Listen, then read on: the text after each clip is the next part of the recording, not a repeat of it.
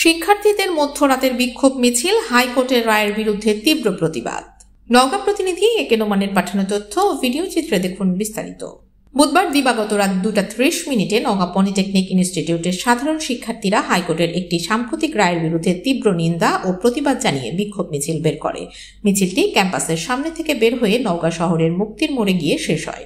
শিক্ষার্থীদের দাবি, ওই রায়ের ফলে তাদের চাকরির সুযোগ সংকুচিত হয়ে যাবে, যা সম্পূর্ণ অযৌক্তিক ও অবিচারমূলক। বিক্ষোভ মিছিলের সূত্রপাত হয় হাইকোর্টের একটি রায়কে কেন্দ্র করে, যেখানে 30% পদ ক্রাফট ইনস্ট্রাক্টরদের জন্য সংরক্ষণ করে তাদের জুনিয়র ইনস্ট্রাক্টর হিসেবে পদোন্নতির আদেশ দেওয়া হয়েছে। সাধারণত এই পদটি ডিপ্লোমা প্রকৌশলীদের জন্য নির্ধারিত ছিল, যার ফলে ভবিষ্যতে ডিপ্লোমা পাশ করা শিক্ষার্থীদের জন্য চাকরির শূন্য পদ 30% কমে যাওয়ার শঙ্কা তৈরি হয়েছে।